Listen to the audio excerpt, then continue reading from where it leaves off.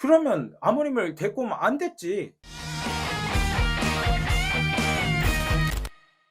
안녕하세요. 미운 맨유 새끼 애슐룡입니다. 오늘 촬영 기준으로 어제 새벽에 풀럼과의 FA컵 5라운드 연장 접전까지 가서 승부차기 끝에 4대3으로 졌습니다. 그나마 좀 성적을 기대해 볼 수 있을 만한 FA컵 대회도 마감하게 되었습니다. 사실 리그는 이미 순위가 너무 뒤쳐져 있어서 사실상 챔스 안에 드는 거는 불가능해 보이고, 솔직히 그냥 10위권 안쪽만 좀 들어서 마무리하면 좋겠는 생각이 좀 들고요.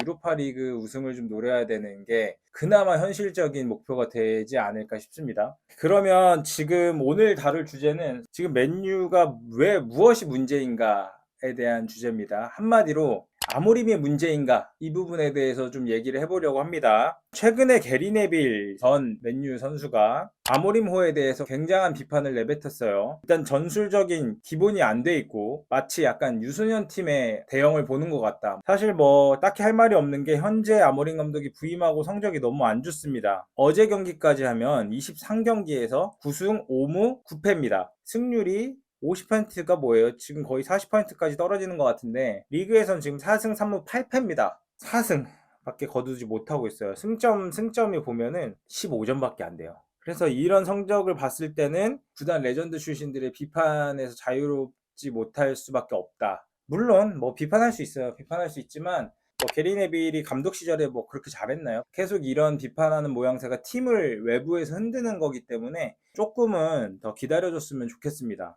결과적으로 저의 의견을 말씀드리면 아모림의 문제는 아니다. 그러니까 아모림만의 문제는 절대 아니다. 세 가지 측면에서 좀 제 의견을 좀 보충하고자 합니다. 먼저, 충분한 자원이 주어졌는가? 그리고 두 번째, 전술적 철학이 없는 감독인가? 그리고 세 번째, 개선의 여지는 없는가? 이렇게 세 가지 측면에서 좀 보려고 하는데요. 충분한 자원이 주어졌는가?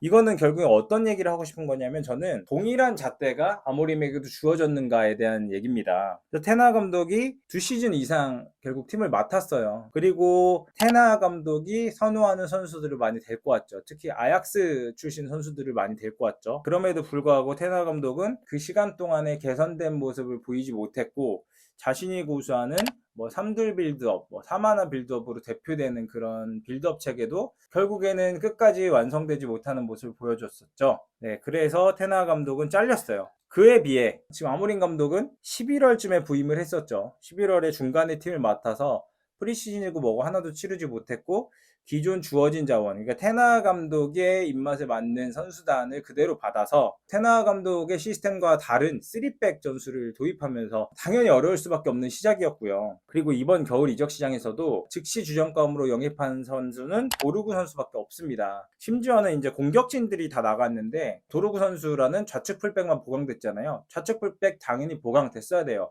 사실상 지금 없는 자리나 마찬가지이기 때문에. 그러면 레시포드나 안토니 선수가 나간 측면 윙어 자리도 보강이 됐어야 된다고 보거든요. 뭐 임대라도 적어도. 근데 그런 것들이 보강이 안 됐고요.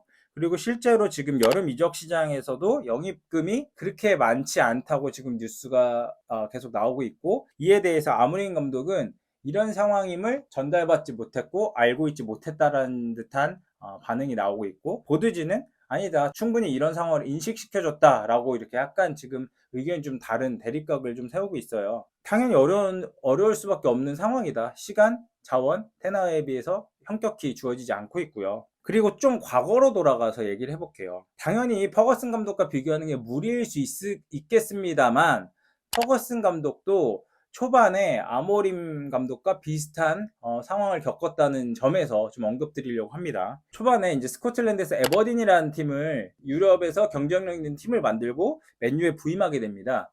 그래서 맨유 두 번째 시즌에 13위를 거뒀는데요. 이게 그 당시에 맨유가 15년 전에 2부 리그에서 1부 리그 승격했는데 그 승격 이후 가장 낮은 리그 수치라고 합니다. 그래서 퍼거슨 아웃, 퍼기 아웃이라는 팻말들이 많이 나왔고, 실제로 경질설에 굉장히 많이 휩싸였다고 해요. 근데 이제 고드진과 선수단이 퍼거슨 감독을 좀 변호해줬고, 그럼으로써 퍼거슨 감독도 감독직을 계속 유지할 수 있게 되었습니다. 그래서 결과적으로 27년간 38개의 트로피를 따내고 잉글랜드 구단 최초 트래블, 그리고 전 이 기록이 가장 소름 돋는데, 프리미어 출범 이후 3위 이하를 기록한 적이 없다고 해요. 왜 이런 얘기를 하냐? 감독이 새 구단에 부임하고 그 구단에서 성적에 대한 압박감이 심하면 당연히 부침을 겪을 수밖에 없어요. 퍼거슨 감독도 그 부침을 겪었고요. 그럼에도 불구하고 충분한 시간과 자원을 줬고 그거를 증명해냈고, 그런 차원에서 아모린 감독에게도 똑같은 동일한 잣대가 주어졌으면 좋겠다는 그런 의견입니다. 또 하나, 경쟁팀들을 좀 볼게요. 맨유가 이렇게 기나긴 부진의 터널에 있기 전에 올해 축구를 보신 해축팬들은 아시겠지만 리버풀과 아스날도 엄청난 오랜 부진의 터널을 겪었습니다. 먼저 리버풀 볼게요. 리버풀도 진짜 그 당시에 수많은 감독들을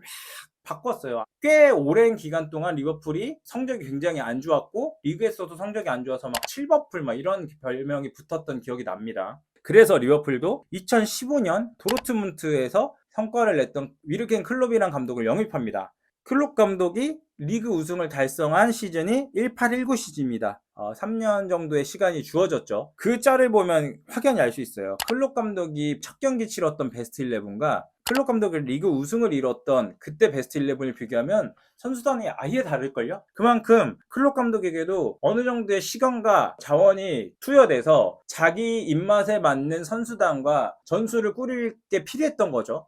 그리고 두 번째, 아스날도 벵거 감독 시절에 굉장히 호시절을 보냈죠. 우패 우승도 하고 굉장히 유럽에서 경쟁력 있는 팀이었고 맨유의 라이벌이었습니다. 그때 당시에 퍼거슨의 라이벌이었죠.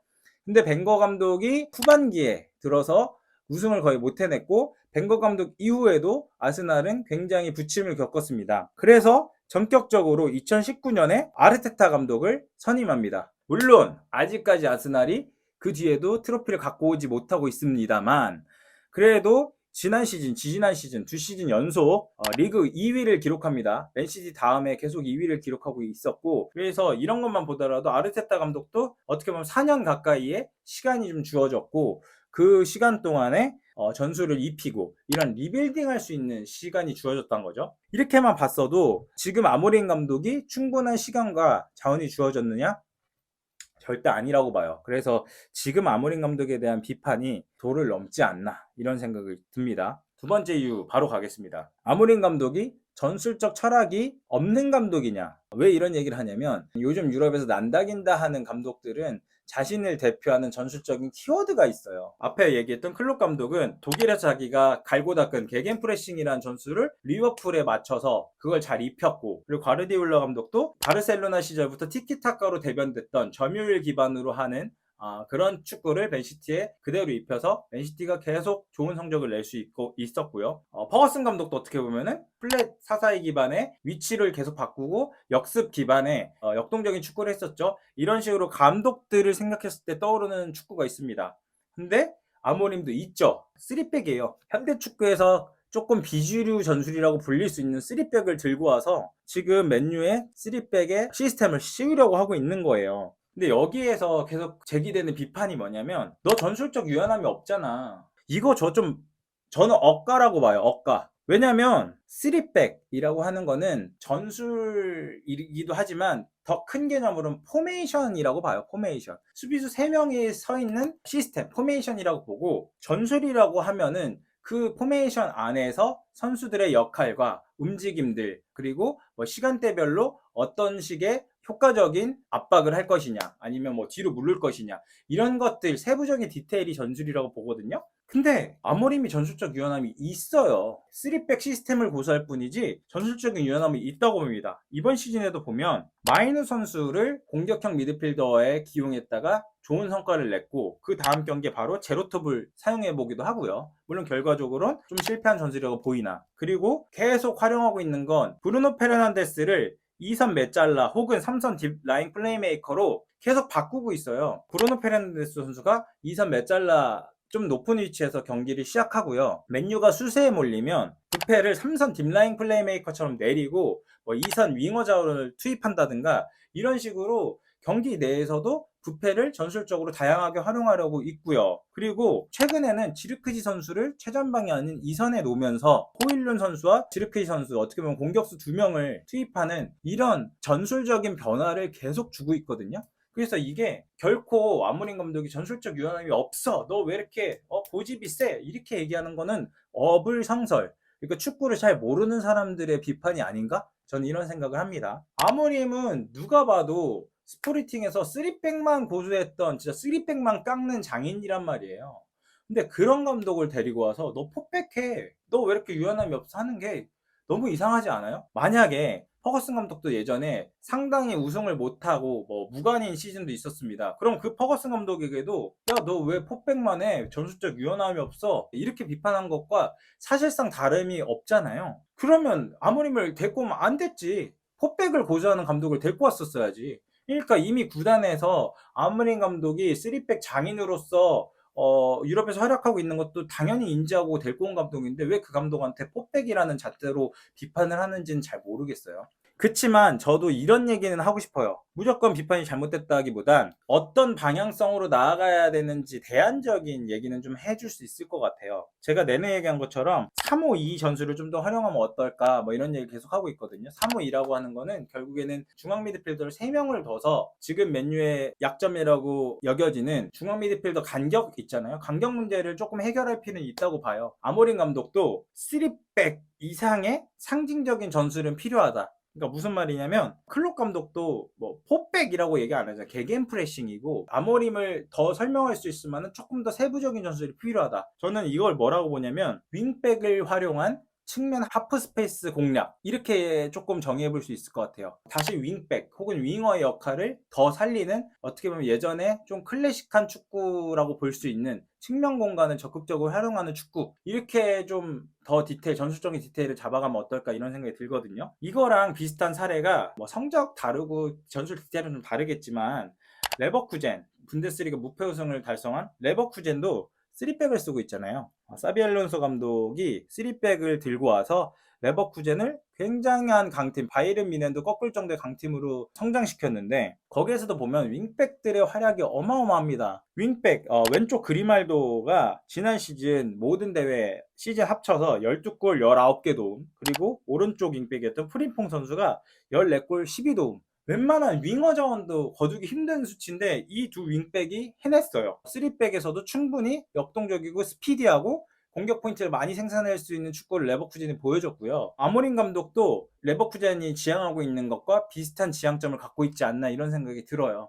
그래서 이 윙백들을 조금 더 보강을 하거나 시즌 마치고 프리시즌의 훈련을 통해서 더 역할을 명확히 해주거나 이런 작업이 필요하다고 봐요. 마지막 이유입니다. 그러면 개선의 여지가 있는가? 개선의 여지는 너무 명확해요. 너무 못하기 때문에. 현재 경기력의 근본적인 문제는 저는 공격진의 마무리라고 봐요. 그런 얘기도 있잖아요. 싸우면 선빵이 반은 먹고 간다 이거잖아요. 근데 맨유는 선빵이라고 볼 수 있는 선제골을 지금 넣지 못하고 있어요. 항상 맞고 시작해. 때문에 막 급급하단 말이에요, 경기력이. 그게 왜 그러냐? 전반전에 좀 밀어도 공격진에서 방점을 못 찍어줘요. 그러니까 역습 한번 카운터 맞고 끌려가는 거예요. 그러니까 이게 좀 지쳐요. 팬의 입장에서도. 좀 세부적으로 볼게요. 맨유가 한창 비판을 받았을 때 기대 득점 값을 볼게요. XG 값이라고 하죠. XG 값이 33.8골을 이었는데 그때 당시에 리그에서 27골을 넣고 있었고 그러면 기대 득점에 비해서 마이너스 6.8골을 못 넣고 있었어요. 그때 당시 기록은 이게 리그 최하위였다고 합니다. 근데 지금은 조금 개선이 됐나 봐요. 그래서 지금은 XG 값이 36.55골이고 현재 리그에서 33골을 넣었어요. 어쨌든 XG 기대 득점 값에 비해서 계속 골을 못 넣고 있는 건 사실입니다. 얼마나 공격진들이 골을 못 넣는지 한번 보겠습니다. 어제 경기까지 하면 호일룬 선수 33경기에서 7골 넣고 있고요. 리그에서는 2골 넣었어요. 2골. 그리고 치르크시 선수도 어제 경기까지 38경기에서 5골 넣었고요. 리그에서 3골 넣었어요. 두 선수가 지금 합쳐서 리그에서 5골 넣었거든요. 미치겠어요 진짜로. 최다 득점자가 지금 디알로 선수였고요. 부상으로 지금 나갔고요. 그나마도 어제 경기 부페가 골을 넣으면서 결국은 최다 득점자가 바뀌긴 했습니다만 두 선수도 포지션에 비해서는 나쁘지 않게 넣어줬습니다만 그렇다고 두 선수의 득점력이 엄청 좋느냐 이것도 또 아니에요. 맨유는 그냥 골을 못 넣고 있다 이게 맞고 공격진은 그냥 삽을 푸고 있다. 그러면 이 개선의 여지 결국에는 영입이라고 봅니다. 그래서 지금 오시멘 선수 링크가 다시 막 뜨고 있어요. 오시멘 선수가 뭐 기사 여러 가지 보도에 따르면 나폴리에서 받는 연봉 정도만 받으면 뭐 갈 생각이 있다, 뭐 이런 얘기도 나오는 걸로 봐선 맨유에 올 확률이 좀 높아지고 있다. 그러면 왜 공격진이 와서 골을 넣어주면 개선의 여지까지 이어지냐, 이 얘기를 좀 해볼게요. 현재 점유율이나 패스 성공률 같은 주요 지표들이 좋은 경기들이 간간히 있어요. 가령 에버튼전과 팰리스전을 보면은 에버튼전은 점유율 62%, 패스 성공률 85%, 그리고 팰리스전은 점유율 67%, 패스 성공률 82%. 경기를 전반적으로 주도했다, 점유했다라는 표현이 맞고요. 근데 슛을 볼게요. 에버튼전은 슛 9개 때려서 유효슛이 3개가 나왔고요. 팰리스전은 슛 17개를 때려서 유효슛이 2개 나왔어요. 상대방을 볼게요. 그럼 에버튼은 9개 때려서 유효슛이 8개였고요. 팰리스는 11개 때려서 유효슛이 3개였어요. 그러니까 결국에는 슛이 맨유가 많이 때려도 유효슛이 상대가 더 많아요. 그래서 경기 결과 어떻게 됐느냐? 에버튼전 0대2로 끌려가다가 2대2로 겨우 비겼고요. 팰리스전은 그냥 속절없이 2대0으로 져버렸어요. 그래서 골이 필요합니다. 아까 얘기했잖아요. 선빵 때리면 좀 유리해진다고. 그런 것처럼 축구도 한 방 때리면 선수들이 조금 더 심적으로 여유로워지고요. 여유로워지면 당연히 경기력이 달라져요. 터치나 패스, 시야가 달라져요. 상대방의 압박이 와도 조금 더 유연하게 턴을 한 번 더 해서 탈압박을 한다든가, 조금 더 심플하게 옆에 주든가, 아니면 상대방이 압박할 때 오히려 카운터로 생각지도 못한 효율적인 패스를 주든가. 다른 수치도 좀 얘기를 해볼게요. 지금 맨유가 리그에서 33득점, 39실점을 하고 있거든요. 물론 39실점이 나쁜 수치입니다만 그렇다고 최악이라고 보긴 힘들어요. 맨시티도 37시점 정도를 하고 있고, 첼시도 36실점, 그리고 뉴캐슬도 38시점 정도를 하고 있어요. 맨유보다 조금 나은 수치들이죠. 근데 이 팀들이 지금 다 4위, 5위, 6위입니다. 20개 팀 중에서 보면은 맨유의 실점이 한 10위 정도 하더라고요. 중위권 정도 하는 거예요. 근데 이제 득점을 보면 아까 얘기한 맨시티, 첼시, 뉴캐슬은 득점으로서 이거를 승리를 갖고 가니까 상위권에 갈 수 있는 건데, 맨유는 그럼 득점이 어떠냐? 맨유보다 득점을 적게 한 팀은 5팀밖에 없습니다. 입스위치, 레스터, 사우스햄튼, 그리고 웨스트햄, 에버튼이 있는데요.